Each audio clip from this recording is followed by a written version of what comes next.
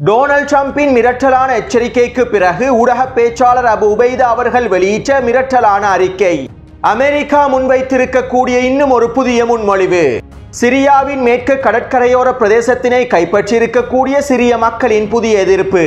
பதவியிலிருந்து நீக்கப்பட்ட இஸ்ரேலிய ஆக்கிரமிப்பு ஊடக பேச்சாளரும் இஸ்ரேலிய ஆக்கிரமிப்பின் தொடர்ச்சியான தாக்குதல்களும்.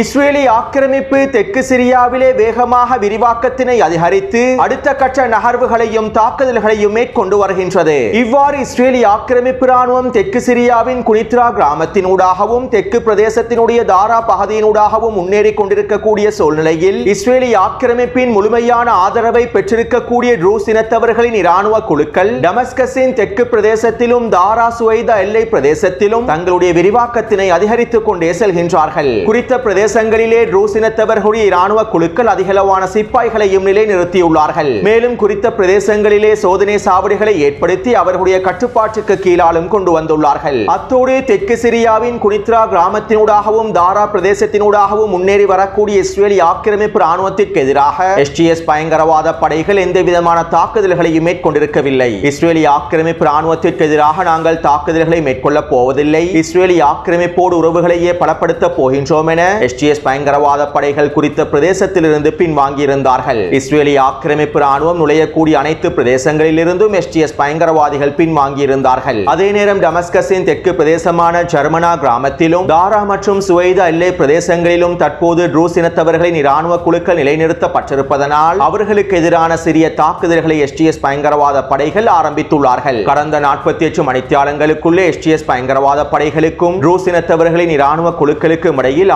அதிகமான மோதல்கள் இடம்பெற்றிருப்பதாகவும் தெரிவிக்கப்படுகின்றது. ஆனால் சிரியாவின் அரச படைகளால் அடையாளப்படுத்தப்பட்டிருக்கக்கூடிய எஸ்டிஎஸ் பயங்கரவாத படைகள் ட்ரூஸ் இனத்தவர்களின் இராணுவ குழுக்களுக்கு எதிராக தாக்குதல்களை விரிவுபடுத்துவதற்கு விரும்பவில்லை. ட்ரூஸ் இனத்தவர்களின் இராணுவ குழுக்களுக்கு பின்னால் இஸ்ரேலிய ஆக்கிரமிப்பின் முழுமையான உதவி காணப்படுவதன் காரணத்தினால் எஸ்டிஎஸ் பயங்கரவாத படைகள் ட்ரூஸ் இனத்தவர்களின் இராணுவ குழுக்களுக்கு எதிராக பெரிதாக தாக்குதல்களை மேற்கொள்வதற்கும் விரும்பவில்லை. அத்தோடு இஸ்ரேலிய ஆக்கிரமிப்பு ராணுவம் கடந்த 48 மணித்தியாலங்களுக்குள் டமஸ்கஸின் தெற்கு பிரதேசத்தையும் லெபனான் சிரியா எல்லை பிரதேசத்தையும் இலக்கு வைத்து வான்வழி தாக்குதல்களை மேற்கொண்டிருந்தது. குறித்த பிரதேசத்தில் இருக்கக்கூடிய சிரியாவின் முன்னாள் அரசாங்கத்தின் இராணுவ தளங்களை குறிவைத்தும் ஈரானின் ஐஆர்ஜிசி குதுஸ் படைக்கு சொந்தமான இராணுவ கிடங்குகளை இலக்கு வைத்துமே இஸ்ரேலிய ஆக்கிரமிப்பு இந்த தாக்குதல்களை மேற்கொண்டிருப்பதாக தெரிவிக்கப்படுகின்றது. மேலும் இஸ்ரேலிய ஆக்கிரமிப்பு ராணுவம் டமஸ்கஸின் தெற்கு பிரதேசத்தினை முழுமையாக நிராயுதபாணி ஆக்குவதற்கான உச்ச வான்வழி தாக்குதல்களையும் தொடர்ச்சியாக மேற்கொண்டு வருகின்றது. அத்தோடு கடந்த 4ஆம் திகதி நடைபெற்ற அரபு உச்சி மாநாட்டிலே சிரியாவினுடைய அதிபராக இருக்கக்கூடிய ஜூலானியும் கலந்து கொண்டிருந்தார். இதன்போது இஸ்ரேலிய ஆக்கிரமிப்பின் தாக்குதல்களுக்கு எதிராக நீங்கள் எவ்வாறான நடைமுறைகளை மேற்கொள்ளப் போகின்றீர்கள், இஸ்ரேலிய ஆக்கிரமிப்பின் தாக்குதலுக்கு எதிராக எவ்வாறு செயற்பட போகின்றீர்கள் என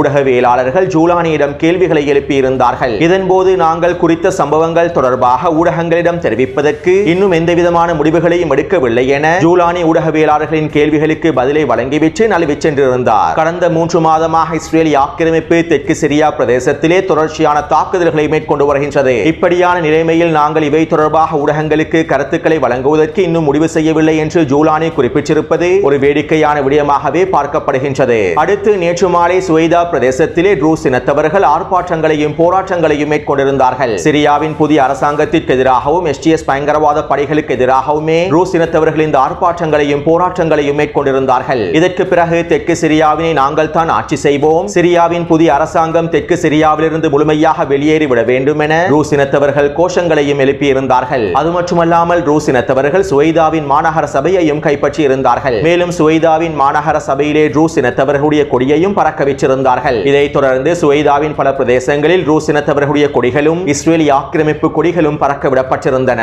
அடுத்து கடந்த 3 மாதமாக எஸ்டிஎஸ் பயங்கரவாத படைகள் சிரியாவின் மேற்கு பிரதேசமான லட்டக்கியா டோட்டஸ் ஆகிய பிரதேசங்களிலும் ஹோம்ஸ் மற்றும் ஹமா ஆகிய பிரதேசங்களிலும் இருக்கக்கூடிய சிறுபான்மை மக்களுக்கு எதிராகவும் கிறிஸ்தவர்களுக்கு மக்களுக்கு எதிராகவும் தாக்குதல்களை தொடர்ச்சியாக மேற்கொண்டு வந்தார்கள். குறித்த பிரதேசங்களுக்குள்ளே நுழைந்து சிறுபான்மை மக்களுக்கு எதிரான தாக்குதல்களை மேற்கொள்வது மாத்திரமல்லாமல் அவர்களுடைய சொத்துக்களை சூறையாடக்கூடிய நடவடிக்கைகளையும் மேற்கொண்டிருந்தார்கள். இதைத் தொடர்ந்து எஸ்டிஎஸ் பயங்கரவாத படைகளை எதிர்ப்பதற்காகவும் அவர்களுடைய அட்டூழியங்களை முடிவுக்கு கொண்டு வருவதற்காகவும் சிரியாவினுடைய புதிய மக்கள் எதிர்ப்பு ஆரம்பிக்கப்பட்டது. கடந்த 1.5 மாதத்திற்கு முன்பே சிரியாவினுடைய புதிய மக்கள் எதிர்ப்பு ஆரம்பிக்கப்பட்டிருந்தது. மேலும் சிரியாவினுடைய மக்கள் எதிர்ப்பு படைகள் லட்டக்கியா, டோட்டஸ் ஆகிய பிரதேசங்களிலே நுழைந்திருக்கக்கூடிய எஸ்டிஎஸ் பயங்கரவாத படைகளுக்கு எதிராகவும் ஹமா மற்றும் ஹோம்ஸ் பிரதேசங்களுக்குள்ளே நுழையக்கூடிய எஸ்டிஎஸ் பயங்கரவாத படைகளுக்கு எதிராகவும் தொடர்ச்சியான தரமான தாக்குதல்களை மேற்கொண்டிருந்தார்கள். கடந்த வாரமும் டோட்டஸ் பிரதேசத்திலே எஸ்டிஎஸ் பயங்கரவாதிகளின் முக்கியமான தளபதிகளையும் அளித்திருந்தார்கள். இப்படியான நிலைமையில் நேற்றிரவு சிரியாவின் மேற்கு பிரதேசத்திலே உச்ச போரானது ஆரம்பிக்கப்பட்டிருந்தது. சிரியாவினுடைய புதிய மக்கள் எதிர்ப்பு சிரியாவின் மேற்கு பிரதேசத்திலே நிலை கொண்டிருக்கக்கூடிய எஸ்டிஎஸ் பயங்கரவாத படைகளுக்கு எதிரான உச்சக்கட்ட தாக்குதல்களை ஆரம்பித்திருந்தார்கள். இதன் ஆரம்பமாக சிரியாவின் மக்கள் எதிர்ப்பு படையினர் ரஷ்யாவின் கைமிம் விமான கட்டளை தளத்திற்கு அருகாமையில் இருக்கக்கூடிய பிரதேசங்களான ஜபலே பிரதேசத்தினை முழுமையாக கைப்பற்றிக் கொண்டார்கள். ரஷ்யாவின் கைமிம் விமான தளத்திற்கு அருகாமையில் இருக்கக்கூடிய அனைத்து பிரதேசங்களையும் முழுமையாக கைப்பற்றிக் கொண்டார்கள். இதைத் தொடர்ந்து குறித்த பிரதேசங்களிலே நிலைநிறுத்தப்பட்டிருக்கக்கூடிய எஸ்டிஎஸ் பயங்கரவாதிகள் முழுமையாக பின்வாங்கினார்கள். அத்தோடு சிரியாவின் புதிய மக்கள் எதிர்ப்பு படையினர் ரஷ்யாவின் விமான கட்டளை தளத்தினை இலக்கு வைத்து எந்தவிதமான தாக்குதல்களையும் மேற்கொள்ளவில்லை. அதே நேரம் ரஷ்யாவின் இராணுவ தளத்தின் மூலமாக சிரியாவின் மக்கள் எதிர்ப்பு படைகளுக்கு மறைமுகமான உதவிகள் வழங்கப்பட்டிருப்பதாகவும் தகவல்கள் வெளியாகி இருந்தன. மேலும் இந்த உதவிகளை தொடர்ச்சியாக பெற்றுக் கொள்வதற்காகத்தான் சிரியாவுடைய புதிய மக்கள் எதிர்ப்பு படையானது கைமிம் விமான நிலையத்திற்கு அருகாமையில் இருக்கக்கூடிய பிரதேசங்களை முதலில் கைப்பற்றியுள்ளார்கள். இவ்வாறு குறித்த பிரதேசத்தினை முழுமையாக கைப்பற்றிக் கொள்வதன் மூலமாக ரஷ்யாவின் விமான கட்டளை தளத்திலிருந்து மறைமுகமான உதவிகளையும் அவர்களால் பெற்றுக் கொள்ள முடியும். அத்தோடு குறித்த வரைபடத்திலே இலக்கம் ஒன்றினால் காண்பிக்கப்பட்டிருக்கக்கூடிய லட்டக்கியா பிரதேசங்களை சிரியாவின் மக்கள் எதிர்ப்பு படையினர் கைப்பற்றிக் கொண்டதற்கு பிறகு இலக்கம் 2 காண்பிக்கப்பட்டிருக்கக்கூடிய டோட்டஸ் பிரதேசத்திலும் மக்கள் ஆர்ப்பாட்டங்களையும் போராட்டங்களையும் ஆரம்பித்திருந்தார்கள். சிரியாவின் அரசுக்கு எதிராகவும் எஸ்டிஎஸ் பயங்கரவாத படைகளுக்கு எதிராகவும் வீதிகளிலே களமிறங்கி தங்களுடைய எதிர்ப்பை வெளிப்படுத்தி இருந்தார்கள். இதன்போது சிரியாவின் இடைக்கால அரசானது அதிகளவான எஸ்டிஎஸ் பயங்கரவாத படைகளை டோட்டஸ் பிரதேசத்தை நோக்கி அனுப்பி வைத்திருந்தார்கள். மேலும் டோட்டஸ் பிரதேசத்திலே களமிறங்கிய எஸ்டிஎஸ் பயங்கரவாதிகள் குறித்த பிரதேசத்திலே ஆர்ப்பாட்டங்களையும் போராட்டங்களையும் மேற்கொண்டிருந்த பொதுமக்களை இலக்கு வைத்து தாக்குதல்களை மேற்கொண்டிருந்தார்கள். இவை தொடர்பான காணொளிகளை நான் டெலிகிராம் சேனலிலும் பதிவிட்டுள்ளேன். மேலும் இவ்வாறு எஸ்டிஎஸ் பயங்கரவாத படைகள் பொதுமக்களை இலக்கு வைத்து தாக்குதல்களை மேற்கொண்டதற்கு பிறகு குறித்த பிரதேசத்திலே களமிறங்கிய சிரியாவின் புதிய மக்கள் எதிர்ப்பு படைகள் எஸ்டிஎஸ் பயங்கரவாத படைகளுக்கு எதிராக தாக்குதல்களை மேற்கொள்வதற்கு ஆரம்பித்தார்கள். இதன்போது டோட்டஸ் பிரதேசத்தினூடாக லட்டக்கியாவை நோக்கி நகர்ந்த எஸ்டிஎஸ் பயங்கரவாத படைகளை ரஷ்யாவின் போர் விமானங்கள் இலக்கு வைத்து தாக்குதல்களை மேற்கொண்டிருப்பதாகவும் செய்திகள் வெளியாகி இருந்தன.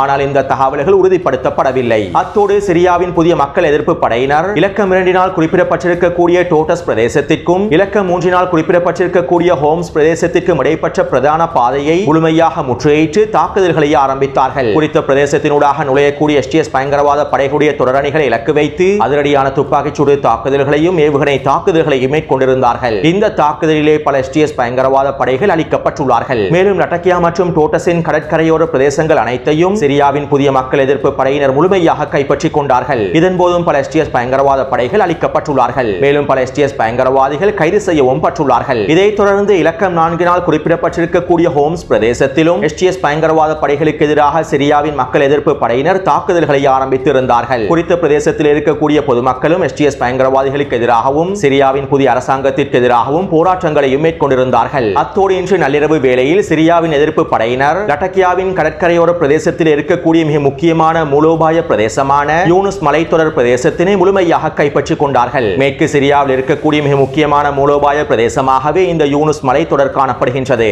எனவே தற்போது குறித்த வரைபடத்திலே சிவப்பு நிறத்தினால் காண்பிக்கப்பட்டிருக்கக்கூடிய கரையோர பிரதேசங்களையும் லட்டக்கியாவின் கிழக்கு டோட்டஸின் சில பிரதேசங்களையும் சிரியாவின் புதிய மக்கள் எதிர்ப்பு படையினர் முழுமையாக கைப்பற்றிக் கொண்டுள்ளார்கள். குறித்த பிரதேசங்களிலே அவர்கள் முழுமையாக நிலை கொண்டுள்ளார்கள். அடுத்து சிரியாவின் புதிய மக்கள் எதிர்ப்பு படையினர் அறிக்கை ஒன்றினை வெளியிட்டிருந்தார்கள். நாங்கள் சிரியாவின் அனைத்து பிரதேசங்களையும் ஆக்கிரமிப்பிடமிருந்தும் பயங்கரவாத சக்திகளிடமிருந்தும் முழுமையாக மீட்டெடுப்போம். தெற்கு சிரியாவினூடாக நுழைந்திருக்கக்கூடிய இஸ்ரேலிய ஆக்கிரமிப்பையும் நாங்கள் துரத்தி அடிப்போம். தற்போதுள்ள பயங்கரவாத அரசை தூக்கி எறிதல், அவர்களுடைய அடக்குமுறைகளை முடிவுக்கு கொண்டு வருதல், தேர்தல் மூலம் மக்களால் தெரிவு செய்யப்பட்ட புதிய அரசை உருவாக்குதல், சிரியாவில் உள்ள அனைத்தின மக்களுடைய உரிமைகளையும் பாதுகாத்தல், சிரியாவிலிருந்து இடம்பெயர்ந்த அகதிகள் மீண்டும் சிரியாவுக்கு திரும்புவதற்கான வேலை திட்டங்களை மேற்கொள்ளுதல், மனித உரிமைகளை மதிக்கக்கூடிய அனைத்தினத்தவர்களையும் மதிக்கக்கூடிய ஒரு ஒருங்கிணைந்த புதிய அரசாங்கத்தினை உருவாக்குதல், சிரியாவை ஆக்கிரமிப்பிடமிருந்தும் பயங்கரவாதத்திடமிருந்தும் முழுமையாக மீட்டெடுத்தல் என்பன எங்களுடைய இலக்குகளாக காணப்படுகின்றன.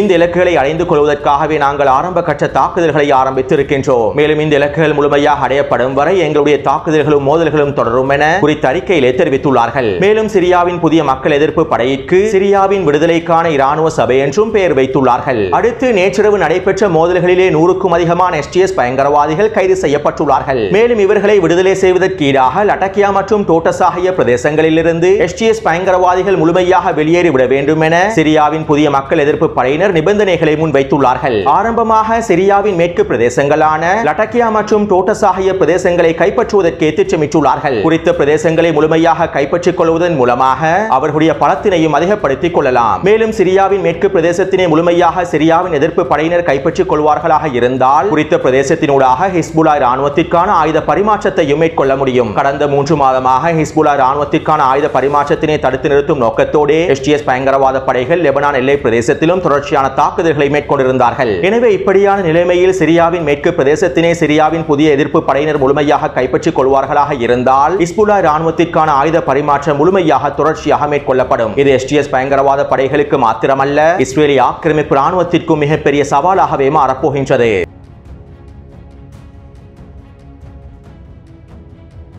அமெரிக்க பிரதிநிதிகள் ஹமாஸுடன் நேரடியான பேச்சுவார்த்தைகளை மேற்கொண்டிருப்பதாக செய்திகள் வெளியாகி இருந்தன. கடந்த 2 வாரங்களுக்கு முன்பே அமெரிக்காவின் தூதுவர்கள் சில பேச்சுவார்த்தைகளை மேற்கொண்டிருந்தார்கள். அமெரிக்க குடியுரிமை பெற்றிருக்கக்கூடிய பணைய கைதிகளை விடுதலை செய்வதற்காகவே அமெரிக்க பிரதிநிதிகள் பேச்சுவார்த்தைகளை மேற்கொண்டிருந்தார்கள். மேலும் 2ஆம் கட்ட ஒப்பந்தத்தினை முழுமையாக நடைமுறைப்படுத்துவது தொடர்பாக எந்த விதமான பேச்சுவார்த்தைகளையும் அவர்கள் மேற்கொண்டிருக்கவில்லை என ஹமாஸுடைய தலைவர்களில் ஒருவர் அல் ஜசீரா ஊடகத்திடம் தெரிவித்துள்ளார். அத்தோடு அமெரிக்க பிரதிநிதிகள் நேரடியாக ஹமாஸோடு பேச்சுவார்த்தை மேற்கொண்டிருப்பது இஸ்ரேலிய தலைமைகளுக்கு கோபத்தினை ஏற்படுத்தி இருப்பதாக இஸ்ரேலிய ஆக்கிரமிப்பு ஊடகங்கள் செய்திகளை வெளியிட்டிருந்தன. மேலும் டொனால்ட் ட்ரம்பின் நிர்வாகத்திற்கும் நெட்டன்யாகுவின் நிர்வாகத்துக்கும் இடையில் சில முரண்பாடுகள் தோன்றுவதற்கான வாய்ப்புகள் இருப்பதாகவும் சில ஊடகங்கள் செய்திகளை வெளியிட்டிருந்தன.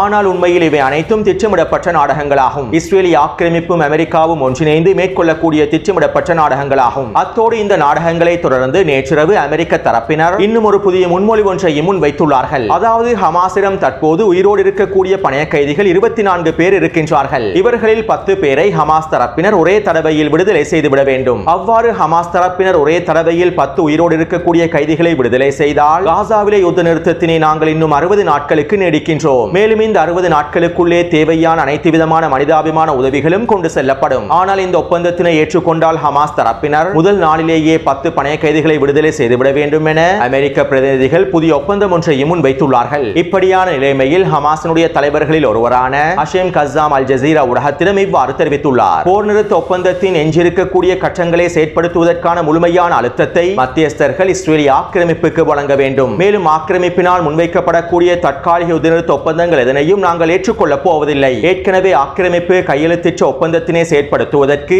அனைத்து தரப்பினரும் அழுத்தங்களை வழங்க வேண்டும் என அவர் அல் ஜசீரா ஊடகத்திடம் தெரிவித்துள்ளார். அத்தோடு இஸ்ரேலிய ஆக்கிரமிப்பு காசாவிலே வான்வழி தாக்குதல்களையும் பீரங்கி தாக்குதல்களையும் தொடர்கின்றது. வடக்கு காசாவின் வடக்கு பிரதேசமான பெய்ட் ஹனூன் மற்றும் பெய்ட் லாஹியா பிரதேசங்களில் இஸ்ரேலிய ஆக்கிரமிப்பு வான்வழி தாக்குதல்களை மேற்கொண்டுள்ளது. அடுத்து இஸ்ரேலிய ஆக்கிரமிப்பின் புதிய இராணுவ தலைமை அதிகாரி இஸ்ரேலிய ஆக்கிரமிப்பு ஊடக பேச்சாளரை பதவியிலிருந்து நீக்கியுள்ளார். மேலும் இனி வரக்கூடிய நாட்களில் தனக்கு சாதகமான ஒரு தளபதியை ஊடக பேச்சாளராக தெரிவு செய்ய போவதாகவும் இஸ்ரேலிய ஆக்கிரமிப்பு ஊடகங்கள் தெரிவித்துள்ளன.